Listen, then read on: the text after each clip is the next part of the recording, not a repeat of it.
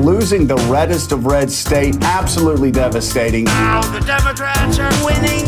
A major win for the Democrats. This is what a wave feels like. That blue wave keeps crashing. In Illinois, Kansas, New Mexico, and Michigan. Wow. Wow.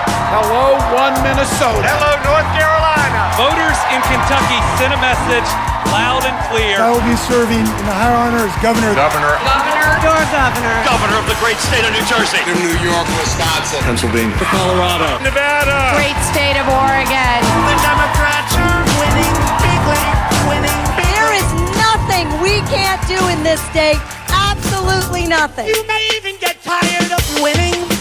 Whitmer hit the ground running. Governor Evers' first day on the job, he's getting to Single work. largest investment in education in New Mexico's history. We're going to get him a raise. $126 million for education. Free college tuition programs. Executive order to expand Medicaid. Battling the opioid epidemic. Today, the governor will sign new climate change bills. Build a clean energy economy. Usher in new renewable energy. 512,000 green tech jobs. We had historic turnout using vote by mail. Winning. Want to see a wave? There was a blue wave. Blue wave. The scale of the victory the Democrats just won. Democrats on their way to a very big night. What an incredible night. We're going to get to work. This is a new day. This is what a wave feels like. We'll keep winning. And fighting for progress. So join us. By texting winning to 30201. And help us win some more. Democrats win. Hey, New Jersey Governor Phil Murphy here. Welcome and thank you so much for joining us this evening for a special event hosted by the Democratic Governors Association, of which I am proud to serve as chair. I want to turn the clock back to 2018, which was an extraordinary, exciting year, as we know, for the Democratic Party. Across the country, voters turned up to push back against all of the harmful agenda of the Trump administration, and it's that year we saw Democrats swept into office up and down the ballot. And at the crest of that blue wave were Democratic governors. 2018 marked the election or re-election of 16 Democratic governors, including 6 incredible woman governors.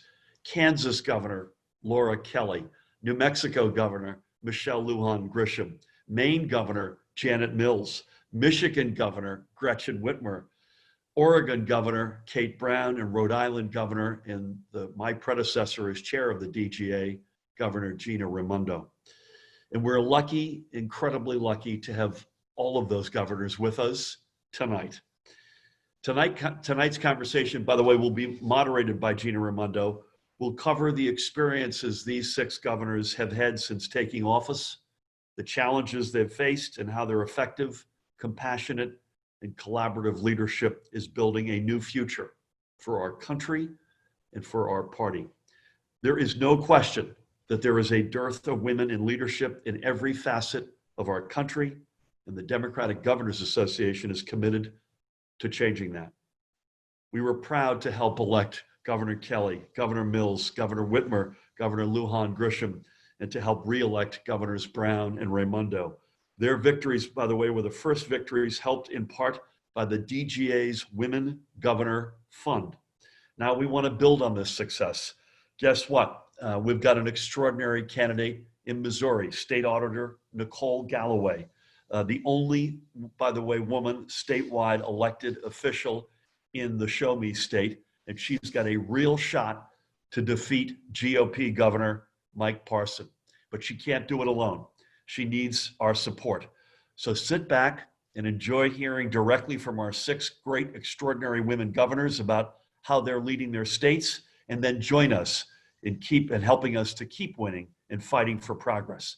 So make sure you make note of this. Join us by texting WINNING, all caps, to 30201. That's WINNING to 30201, and help us win some more. Or you can go to demgovswin.com, demgovswin.com. Either way, we need your help. We deeply appreciate your help, and together we will go on to victory. Now, with that, I'll hand things over to my dear friend and extraordinary leader, the governor of the great state of Rhode Island, Gina Raimondo. Good evening, and thank you, Governor Murphy, for that introduction. It's always good to be with you. I am so honored and excited, actually, to be moderating this panel with some of my fellow female Democratic governors. Good evening, ladies. It's fabulous to be with all of you. For a long time, it was just Governor Brown and I. There were two of us, and we were lonely.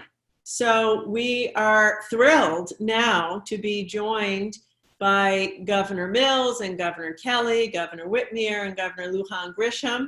It's wonderful that we have tripled, and I think we can all agree that we need even more female governors and more female Democratic governors. I will say, I can say this about each and every one of you. You won't say it about yourselves because you're too modest. I think you're all fantastic governors. I have looked up to each and every one of you as you have managed your states through the COVID crisis. I've called a number of you to ask for advice on different aspects of the crisis because you're all doing such a good job and the citizens of your state are very lucky to have you. So if people want to know what do you get when you put a woman in the office, you get competence, compassion, and results. And so I'm thrilled to be with you all, and I am proud of each and every one of you. Now, this is an exciting time to be a woman. It's a lot of talk these days about equity.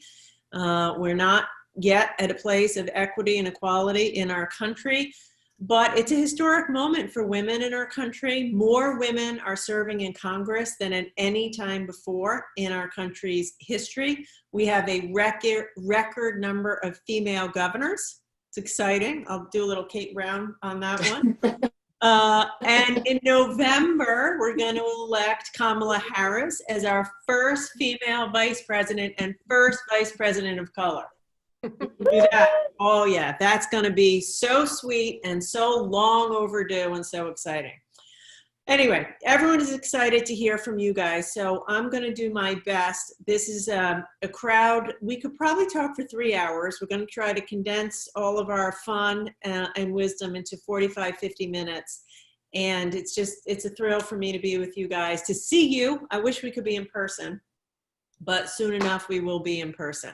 So let's get going with our first question. Each of you has been a pathbreaker. Each one of you has been a first. You know, either first female governor, first Latina governor, you know, on and on. And so you're all pathbreakers in your own way. First female governor of Kansas. Thank God we have a Democratic governor of Kansas. So what I would ask you is, what's that like? What is that like? What does that mean to you to be a pathbreaker and a trailblazer in your roles? So I'll go ahead and start with you, Governor Brown, as one of the elder stateswomen in this group, and then we'll just pass it around the horn. Thanks, Governor Raimondo. I'm delighted to be part of this really impressive panel tonight. So I think what it means for the country and for our future is incredible. I've had this saying that I've used, you can't be what you can't see. And I think it's really important for little girls, for young women to be able to see Senator Kamala Harris as a VP candidate and hopefully as the president in the fall. It's really important for little girls to see women in these roles, in these leadership roles. And as the first LGBTQ governor elected in this country, I think it says to the entire LGBT community, you can be part of this. And it's so important that our elected leadership reflect the diversity of our communities, because the public policy that we make when our leadership is more reflective of our communities is much more resilient and is much more respectful to our communities. And that's how it ought to be. I agree. How about you, Michelle? You've had a number of firsts. Well, I can agree more. I think there's another dynamic. You know, I was elected as the first Democratic Latina governor in the country, second Latina governor or Hispanic governor in New Mexico. And I think we're beginning to see that with the missteps, frankly, malpractice in the White House, and the lack of credibility. I think women are trusted. And so I'm seeing for the first time certainly around the country and the nation, people are talking to women about, I believe you on public health information. I believe you when you talk to me about the strategies. And that's been really valuable for me in this role, to be believed and to have that earnesty respected and embraced. And I'll tell you where it's translating. And for me, being in this spot today is one of the highlights, is kids, grade school, mid-school, high school, kids, girls, women, young women and adolescents interested in how this job works, what's important to me, what are my values, what do they need to do, what value they can add. And I've been in an elected office for a number of years. I haven't seen the number of girls and young women or school-age students be so engrossed and engaged in what they can do for their city, their state, and their country, and being the first woman to participate in shifting where our country is headed, and that being credible and being earnest and truthful, and having courage, that those are values that we now want to embrace in a younger population, tells me truly we can heal this country. And seeing so many young women of color. Now, this is a state that's been producing elected women of color for more than 100 years, but it is growing exponentially in our state, and we're likely to be the first state in the nation to have an all-female congressional delegation, and very likely to have an all-woman delegation, all women of color, which is frankly historic. And I'm very excited to be in a position where New Mexico will be the first state in the country to really reflect the women who are leading in this state. That is so exciting. I didn't realize that. You know, I come from a state, we've never had a female United States Senator in Rhode Island. Oh. And in our entire history, we've only had one Congresswoman decades ago, Republican, never a Democrat. So obviously we have a lot of work to do, and obviously I'm the first female governor. So that's heartening, you know, to hear of that, because I didn't realize that. So let's go to that woman from Michigan, the fabulous Governor Gretchen Whitmer. It's great to see you. How does it feel for you? You've had a number of firsts. You're a pathbreaker. You've had your hands full, obviously. Tell us what being the first means to you.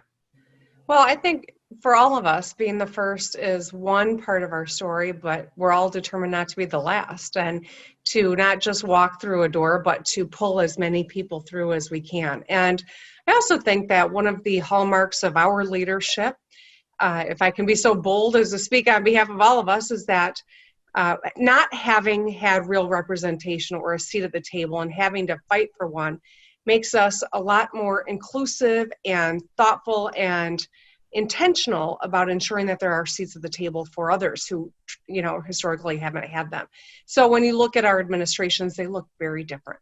My administration, we are over 65% women. Not because I said that's what we're going to do, just because we were intentional about leveling the barriers that traditionally would keep women and candidates of color or LGBT community out of the application process or out of the— explain your success. The vetting. Yeah, and I do think so. When, you know, we were one of the first states to recognize the incredible disparate impact that COVID had on communities of color. And I credit my chief medical executive, who is an African-American woman, ER doc, who is also our chief medical executive, who was looking at the data and said, we got to report this, we've got to broadcast this, we've got to do outreach to communities of color. And so I think that having empowered seats at the table and keeping that door open and pulling more people through is something that is unique to the leadership of the women on the screen right now, as it is to women leaders all around the globe. And I think that's also why when you look at nations that have really battled COVID, oftentimes they're led by women, and it's not just a coincidence. Yeah, no, I agree. One last one on this. I want to take a second to go to Governor Kelly, because obviously, not only is it a very big deal to have a Democratic governor in Kansas, but I understand it with you at the helm, first female governor, you have a woman at the helm of all three branches of government in Kansas now, which I think is exciting. So tell us a little bit about that. Well, let me first correct something. I am not the first female governor of the state of Kansas. Kathleen Sebelius would kill me if I said and she wasn't either. I'm actually the third Irish Catholic Democrat female governor of the state of Kansas. So with that, but it's true. At this particular stage in Kansas history, we have obviously a woman in the governor's office. We have a woman Chief Justice of our Supreme Court. And we have a woman Senate President who's outgoing and will be replaced and hopefully by another woman. So yeah, that's a remarkable accomplishment, but sort of goes with Kansas history. Kansas was one of the very first states to recognize the value of women in elected positions. In fact, I think we elected the first mayor before women even had the right to vote. We were electing folks to local positions of power. So we're proud of that in Kansas, and we're continuing that in Kansas. I think, though, the thing that I probably bring to the table during this time, and particularly, now that we're in this pandemic, I was elected, I believe, because Kansas was broken, and people turned to a woman to fix it.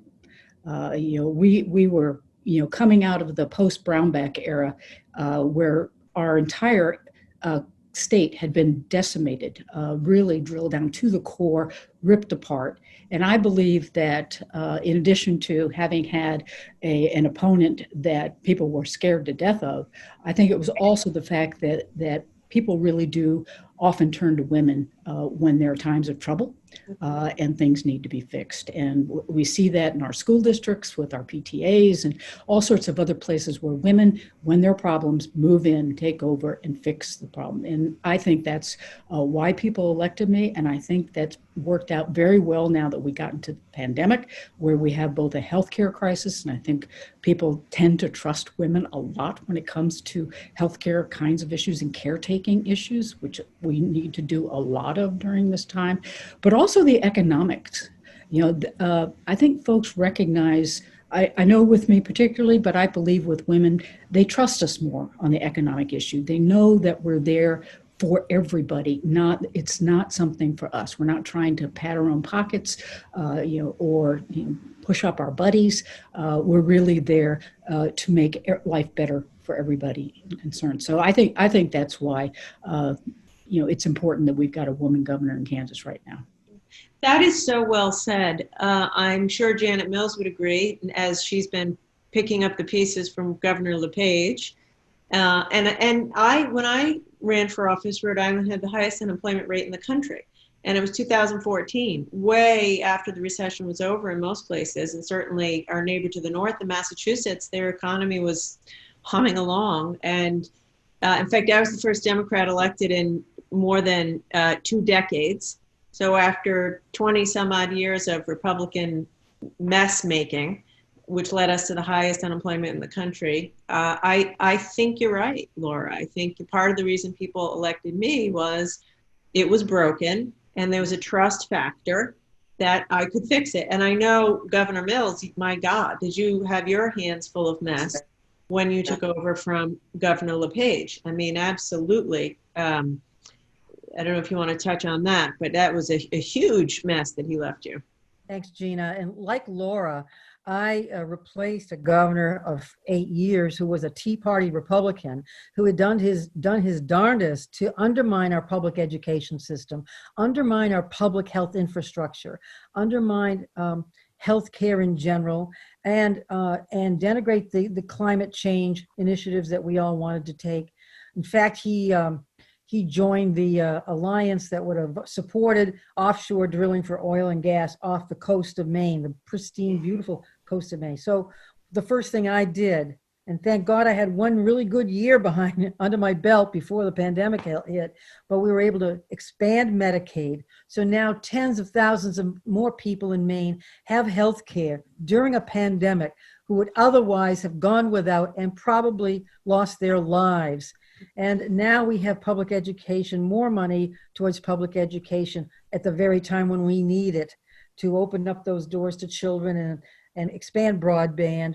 We have a children's cabinet that we reinstituted. We imposed increased minimum pay for teachers, public school teachers. We developed an opioid response and hired an opioid response director, something that had been so neglected for 8 years, the devastating effects of the opioid epidemic and substance use disorder. We enacted paid leave, the most progressive paid leave provision in the United States. We got that done. And we joined the U.S. Climate Alliance, thank God. And we put money towards heat pumps and broadband and electric vehicles and solar and offshore wind to expand our economy. This is the time we need it more than ever. We got that, all those initiatives commenced last year. And then the pandemic hit. I'm also very proud. First, I want to thank the Democratic Governors Association, who really put their strength and muscle behind my election 2 years ago. Thank you so much for everything you did to help me, Laura, and others get elected 2 years ago. And thank God we're here now. So we, and I've relied so much on the camaraderie and the communications with other women governors, those who joined this panel today.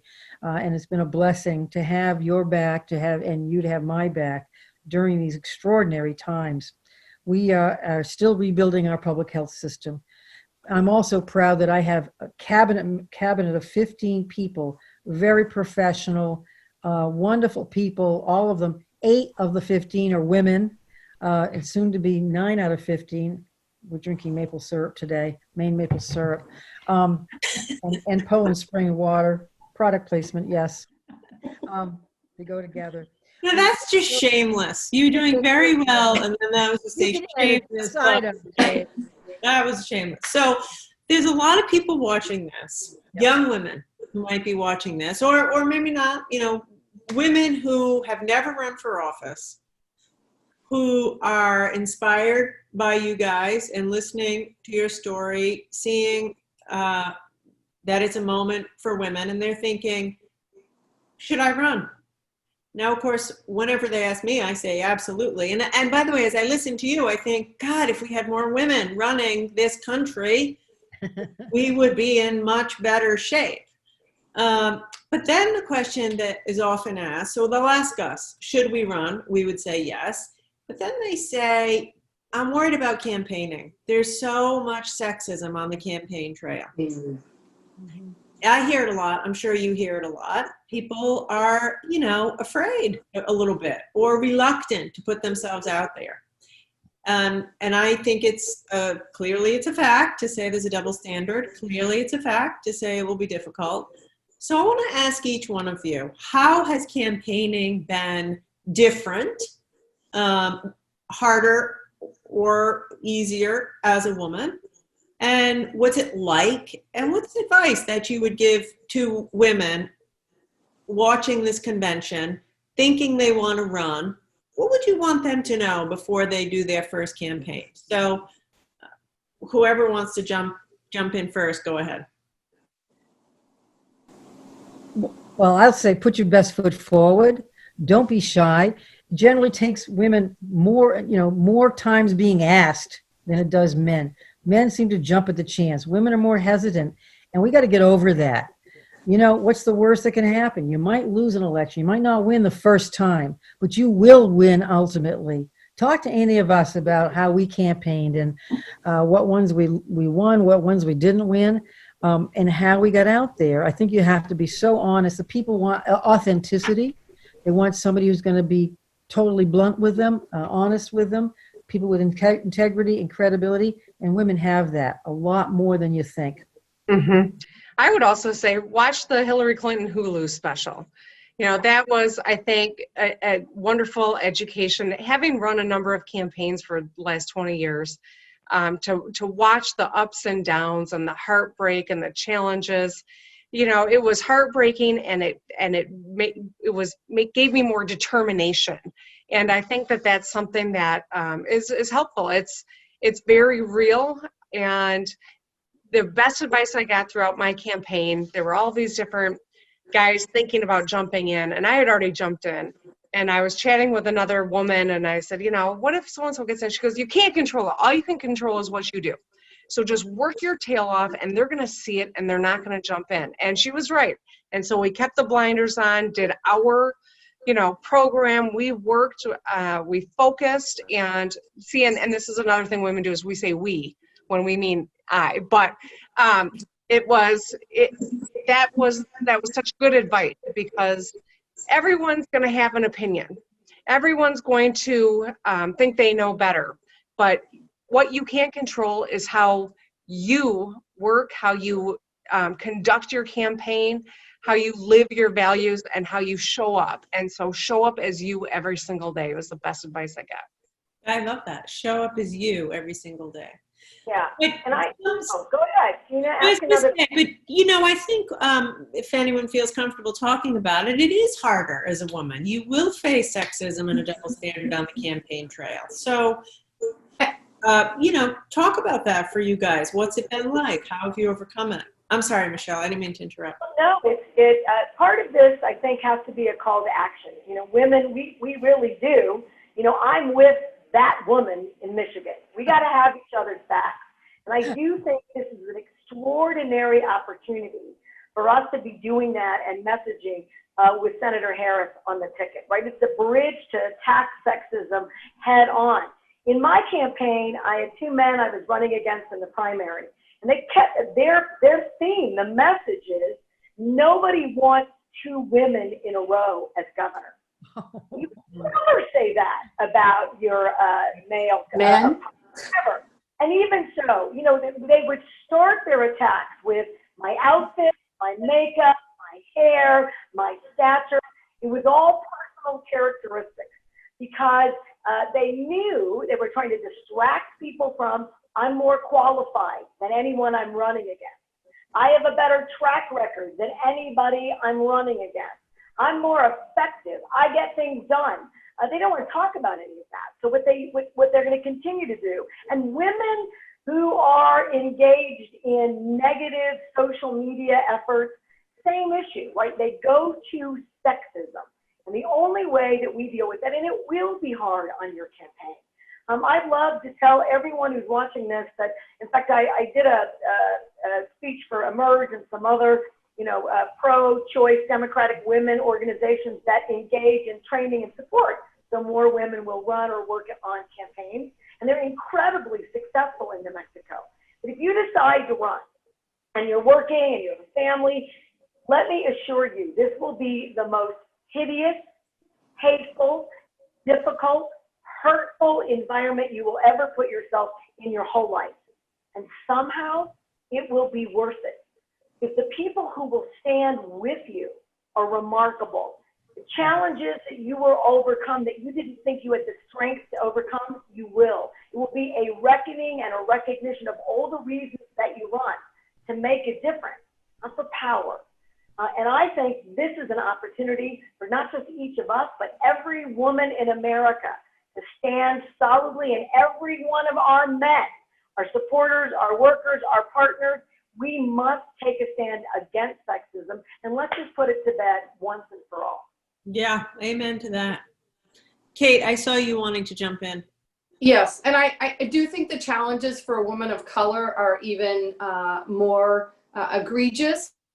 So women, you have both the layers of racism and sexism on the campaign trail. When I ran in 2008, I had a Democratic woman say to me, I was in a hotly contested primary for Secretary of State. And she said to me, I'm voting for the guy because he has a family to support. I'm like, seriously? So I think for women candidates, I think there's a couple of things that are key. I tell girls, young women, to find what gets you up in the morning. I'm making a heart. Find what gets you up in the morning and go after it. I think women tend to run because we want to get something done. I call it GSD, get stuff done. And so it's really important to find your passion and follow that. I also think it's really important, you're going to have to work hard, prepare. And this is where organizations like Emily's List, the Democratic Governors Association are absolutely instrumental. I am a lawyer, but I didn't do any debate until my campaigns for governor. And it was a little late in the game, and I encourage young people to learn good debating and good public speaking skills. But DGA, Democratic Governors Association, came in and assisted me in my election in 16 and my election in 18. And we spent resources. I got a coach. I spent a lot of time prepping. I laughed. My opponent laughed. He said, oh, he didn't need to do that. Guess what? After the first debate, he hired a coach and he made sure he was prepared. Nice. And obviously I won. So prepare. I love that. I think both of you are saying similar thing. You know, Michelle was saying it's going to be hard.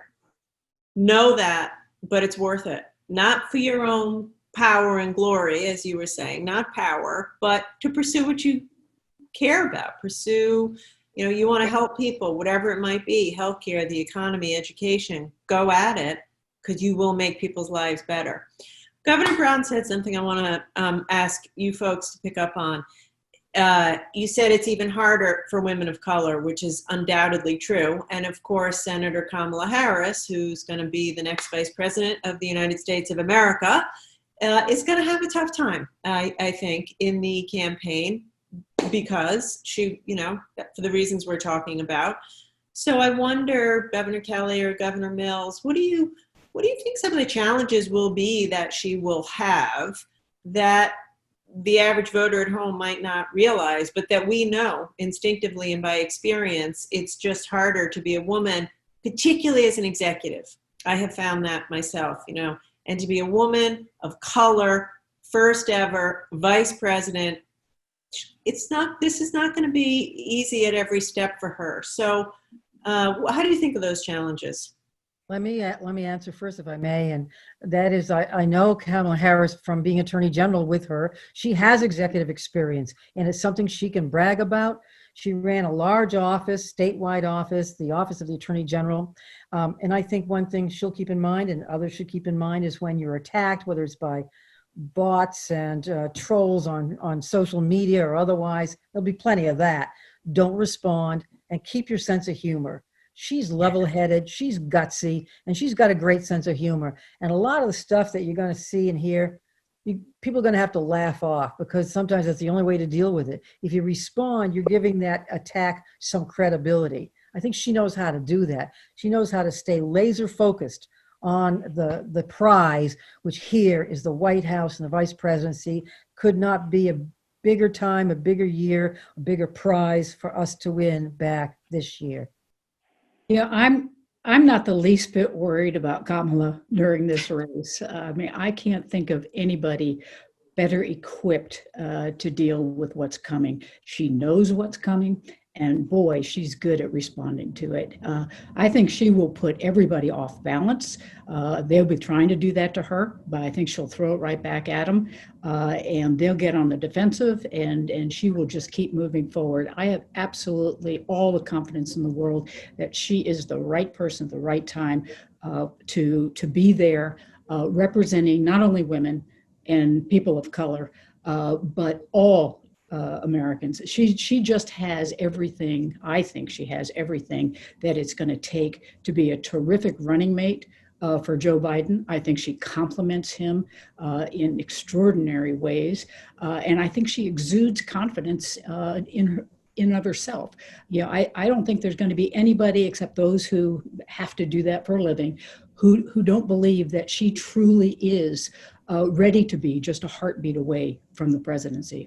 I'm just thrilled that she's there, and I'm really looking forward to her tackling all of the challenges that will come through and coming out on top of all of it. Yeah. But we're seeing women of color, right? People of color, not real Americans, right? This is where that horrible divide occurs. Or for me, my family's been in New Mexico for 12 plus generations, so 400 years. It's, well, you're going to be soft on immigration, and you're going to be, you don't care about everybody, you don't care about us. These horrible, divisive, negative, angry, racist efforts to try to continue to divide the country. Now, she's ready for that, of course, but we're seeing that play out already. And I think it's important for us to make sure we don't give that ridiculousness and hateful rhetoric any room in this election, but to recognize it is out there. And the other side is going to continue to push that. And it means that we have a greater responsibility, all of us, to make sure that we are American. We embody the best values of Americans and American families and working families. Then Kamala Harris, Senator Harris, is that in spades, and we need to tell our story. So all the women of color who are elected all across the country ought to be sharing their own personal stories of success and meaningful participation in this country and in their communities. And I think that is a way that we can productively combat the racist rhetoric that we know the other side is already promoting, and it's been a go-to place for them, for all people of color in every election for the last decade. And again, like sexism, we have an opportunity to do everything about it. And I know I intend to do that. Yeah, I think that's exactly right. I mean, I agree with all of you. I think she's fantastic, prepared, has executive experience, confident. But I think Governor Lujan Grisham's right. I think it's going to be ugly. There'll be that us versus them, you know, the otherness that we see is part of our politics today. I think we should get ready for it, and each and every one of us stand up against it. Call it out when we see it and stand up against it. Call it out when we see it. I totally agree. I think one of the things that we've seen in recent years is women being unafraid to shed all the, you know, traditional requirements, right? You had to smile perfectly and not offend anyone. And you know what? We're being rewarded for showing up as we are. We're connecting because people see that it's real and it's genuine. When I see Alexandria Ocasio-Cortez take on a bully on the floor of the House of Representatives, when I see, you know, I told Senator Harris called me the other day and I said, I can't wait until the debate. I'll be eating my popcorn watching. But because when you show up as you are, when you call it out, you disarm the bully. Sometimes that's the most important thing. And that's why when she was announced, I wanted to be joining the hashtag We Have Her Back. No matter who she was, we were all going to do that. And I think it's important that we not let this, you know, efforts to divide us and to minimize us take any ground. We have to take it on when it happens, and we have to be blunt. And sometimes we have to, you know, get out of our safety zone, because not just we are counting on it, but my daughters are counting on it, and all of the generations that are coming up, male and female, or however they identify, everyone's watching and everyone needs to see themselves in this. And I think that's why this moment is so important, and that's why I'm so excited about this ticket. Yeah, I couldn't agree more. As you know, each of you know, we've all been out there. Sometimes it's easier for someone else to call it out. So, you know, when we see her, you know, something racist, something sexist, a slight, it's on us to call it out, as we would do for each other, because sometimes it's obviously easier to do that for someone else. And I intend to do that for every woman out there, frankly, who, you know, you guys, but obviously also Senator Harris. This one is just too important, and it will be there. I'm sorry, Kate, you were going to say something. I think it's so critically important that Senator Harris know that she has an army of support behind her, that we have her back. But I also want Americans to realize that each one of us can make a difference. It's true during the pandemic, but it is also true during this election cycle. I ran for the legislature the first time in 1992. I won my primary by literally 7 votes.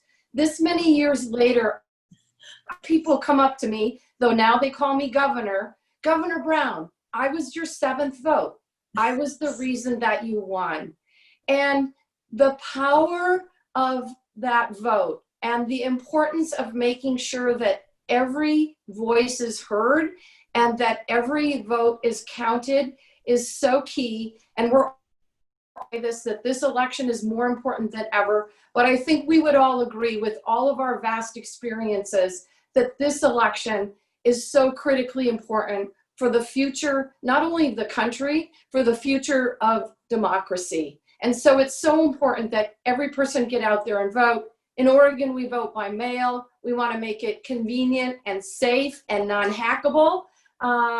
But I know a number of states are working on ensuring that every eligible American can exercise this fundamental right.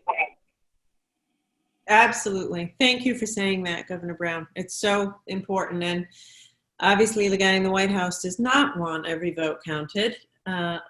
So it's more important than ever that we, in our positions as governors, protect the ballot in our states. And I know you, of course, Kate, have been a leader on this issue for years, and we're all proud of your leadership.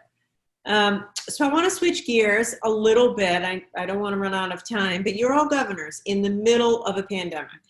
We've all had sleepless nights over the past 6 months and ups and downs. So tell me about your worst day in the past 6 months. Either worst day, toughest decision. Me? Yeah, you can go first. Yes. I'll just say a few days stick out. I remember being on a call with the nation's governors in the White House, and Detroit's numbers were increasing so quickly. We were going into a weekend where we had 1 shift worth of PPE.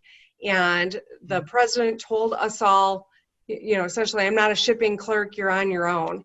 And it was like that in that moment where I realized we had to build a global procurement office in our state emergency operations center, and just the magnitude of what we weren't going to be able to count on from the federal government and how quickly we had to move, because Michigan was really early compared to a lot of the nation. Obviously Washington state first, but then New York and Michigan and Louisiana were heating up fast. Another was, when the tweets started coming and the president singled me out. It changed my whole dynamic here in Michigan. Prior to that, we'd had bipartisan support out of my legislature for my executive orders.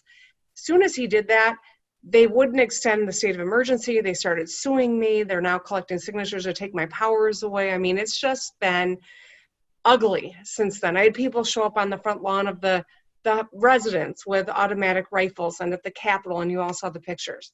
But I think the hardest day when I was like, is this for real, was when we had 2 dams collapse in Midland, Michigan. In the midst of all of this, we had to evacuate 10,000 people in the middle of the night while in the midst of a global pandemic. And so, you add on the righteous demonstrations around race in America right now, and we have been, in a normal day, you would devote all of your energy to one of these crises, and yet we're navigating all of them. And I know that's not unique to Michigan, you're all doing it too, but there's no handbook for this moment. And that's why to your opening remarks, Gina, talking to my fellow governors has helped give me perspective, and I'm so grateful for that. Yeah. We've been very proud of you, watching you. I'm sorry you've had to deal with that. It's crazy. I think I know I've had protesters at my house on numerous occasions. It's tough. It has been really surreal to have all of those attacks. And I do think they're heightened. I'm not saying that, frankly, all governors in this context are being attacked in any number of ways that really interfere with the fact that you are managing a crisis. But for me, the toughest day, everything that Gretchen is talking about, right? Civil unrest, other protesters about every order, one of our business groups organizing with a civil militia who then was basically calling for my execution. And then I'm making a call to the parents of an 8-year-old who took his own life, and in his note talked about his own isolation during the pandemic, and wanting everyone to do more, and these parents feeling like they just had no options to protect him from a deadly virus and their family, and not having access to all of the other sports and summer activities and school. I don't think that enough people realize about how I know how hard it is for every single family who's still in a stay-at-home, under a stay-at-home order, for every business that is lost, that's been in the hands of their families for generations, all of it. It is really unprecedented. And I do think, quite frankly, given that now we've got the White House sort of pushing out that when you had a bipartisan environment, that you should be sued and attacked and protested, and that it's okay. We literally have a Republican county commission who continues to call for, and I quote, the execution of every Democrat in the state. Unlawful, hateful, angry. But I have a responsibility to keep everybody safe, to keep the economy moving to the highest degree that I can, to make sure that we're safely educating every population, that public safety is doing its job while recognizing that racism is a public health issue. We have to do all of it. And then you have to make those calls. There's not a one of us today who hasn't had to talk to a family grieving, whether it's a natural disaster or a public safety incident or something directly related to COVID.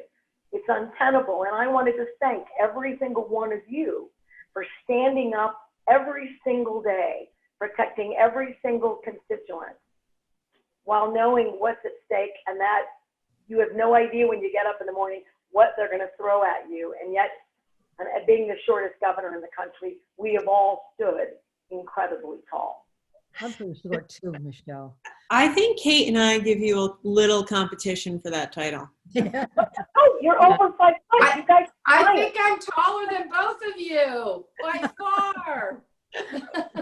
Yeah, if I could jump in here, when I was listening to Gretchen talk about them suing her and taking away her powers, whatever, all of that has happened here, and I had to enter into a compromise with the legislature so that we could continue to help our counties. If I had not agreed to give up some power, we would have had to stop assisting counties right in the middle of the worst of it. So I've been there, done that.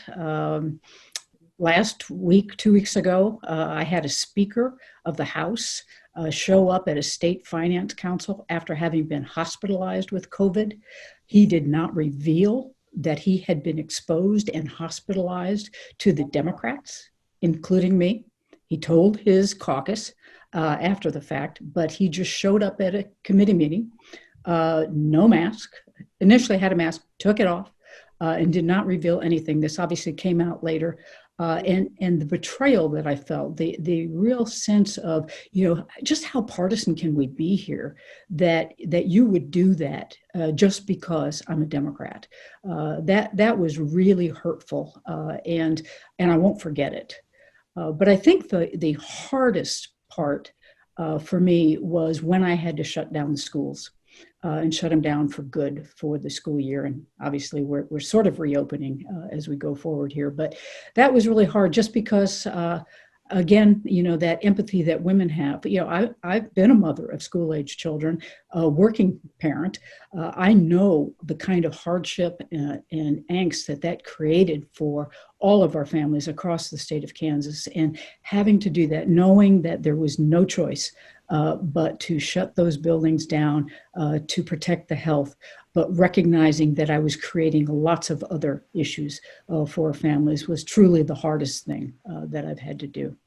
Yeah, I can imagine. So Gina, in Oregon, we've done relatively well, and I think in part because Oregonians are considerate and of their neighbors and their community. That's true in all of the states. And I've worked really hard to make decisions based on science and data, like all of you. And I am certainly putting the health and safety of Oregonians at the top of my priorities in terms of making decisions. But I recall, and I think many of you were on conversation with the president shortly after the unfortunate killing of George Floyd in Minneapolis, where the president encouraged us to, quote, dominate the streets and put our National Guard out on the streets. We did have them come several weeks later. Department of Homeland Security officers, Border Patrol, ICE, and they came here not to problem solve, not to provide public safety. They came for political theater and severely injured one young man. They broke a veteran. It was absolutely devastating. And I could not believe that I had to tell the President of the United States that this is a democracy, not a dictatorship. Fortunately, we were able to have some conversations with folks and remove the federal officers from our streets. But I have to tell you, the strife and the violence and the chaos is unbearable. And it will take a lot of healing and a lot of work to bring our communities back together again. And we have to be focusing, I think, on the pandemic, on the economic realities, and tackling the systemic racism that is impacting all of our communities, all of our lives. And that's where we can all be working together and where we should be working together. Yeah, I so felt for you, Kate, when that was happening. They were agitators and escalators. And it was just, as you say, it'll take an awful lot of healing to recover from that in your community. How about you, Janet? Worst day? Oh, gosh. Well, when we announced the first death from COVID, it was pretty emotional. Yeah. We've had about more than 120 deaths since then, but we've been able to keep the numbers low. There was also a massive explosion at one of our large paper mills, which had threatened to also devastate our economy. Fortunately, everybody was evacuated. Nobody was killed. Nobody was badly hurt. But that was terrifying on a lot of levels. But when the president came to visit, after that notorious phone conference where he talked about taking back our streets, and I asked him not to come, and he took it as a double dare, only to come and further politicize the pandemic, call me a dictator when we've got the best numbers in the country, Vermont and Maine. I think we've done a pretty darn good job keeping the virus at bay, despite his criticism. But that was a pretty bad week. We were in the middle of the demonstrations and protests of Black Lives Matter, et cetera, the pandemic, and then the economy, and then the president decides to come visit. As you know, that's not always a welcome event. Yeah, no, I know. Well, it's like Governor Whitmer said, on any typical year, any one of these things, a natural disaster, a dam bursting, civil unrest, an explosion, shutting down the schools, any one of those is, a difficult thing to manage. Now doing all of it every day, all at once is more than a handful. And, my staff's getting tired. Every day, 7 days a week. The burn is real. Yeah. And you try to give folks a day here, a day there, but it's a challenge, and you're all nodding. And I know that's what we do as the chief executive. You have to put together the team, but then manage them and motivate them and nurture them. And my God, I am so proud of my team, the civil servants, the folks, the Department of Health, the National Guard, the first responders, everyone. I have never been prouder to be a public servant and to be surrounded by dedicated public servants, most of whom they'll get no recognition, no press, coming into work late at night, early on a Sunday, every day. And I know you're all nodding. I know you have the same experience, but folks are tired, but yet they're committed. And that has inspired me. That is what keeps me going, because I see them going every day. Okay, so as I predicted, I thought we could talk forever, and it's already been an hour, and I'm getting the high sign to wrap this up. I will say it's so nice to see you. I can't wait until we can do this together. I'd love to see you all and give you a real hug, not just a virtual hug. I'm proud of you. I'm here for you. if I can ever help any one of you. And just keep it up. Stay strong. Each of you, stay strong and know you're doing a terrific job. And your states are lucky to have you as the leaders during this time. Let's get together and elect the most qualified team ever to run for president and vice president. Exactly. I was just going to say that. So we have a historic election in front of us. Let us make Joe Biden our president and Senator Kamala Harris our vice president. I cannot wait to vote.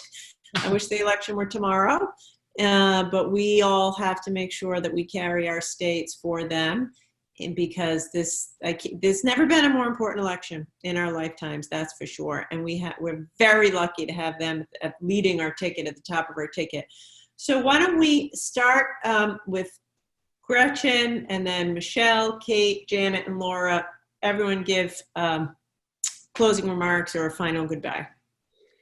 I'll just say this. I feel incredibly lucky to be amongst this phenomenal group of leaders in America.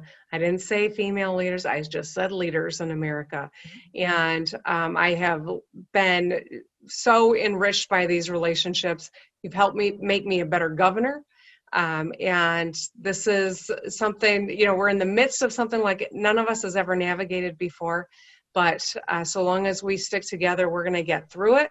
Tough times don't last, but tough people do, and these are some of the toughest people in America on this screen. So thank you, ladies, and thank you, everyone who is tuning in.